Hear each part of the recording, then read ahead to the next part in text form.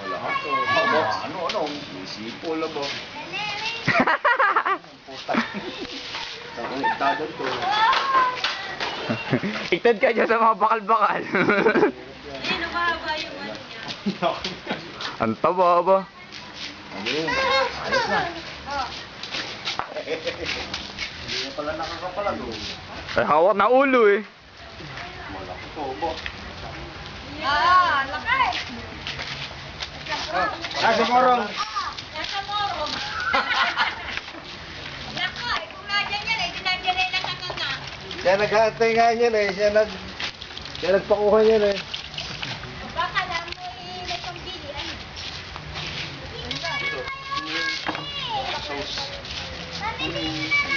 Ito lang kami! Naghuli niya kami kasi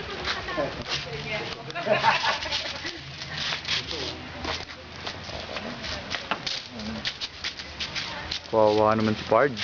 May kampit talaga eh. Pugot ang ulo. Ah, baka lumipad yung ulo. Hindi ho. Yun yung nalipad dyan pagka biglang taga. Yung di hawak.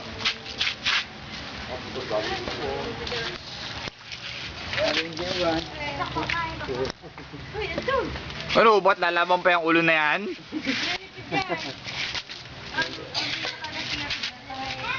Nalipad dyan pagka biglang taga.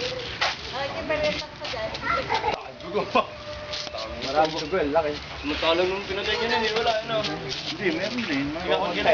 Yan ang marami. Marami. Pero maaga pa kasi. Madilim na, pag mana, wala na. Buka pa yung bunga nga nun, putol na ano. Dapat yan, may ano ka, may asin. Bah, tangan gagalaw pa. Ulo na lang eh. Oo. Nasa bang rabies niya?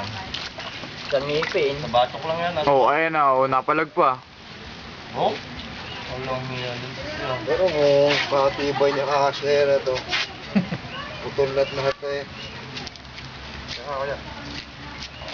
Sabi na, pa yung Baso ah. Puta ka, upa ka mo na.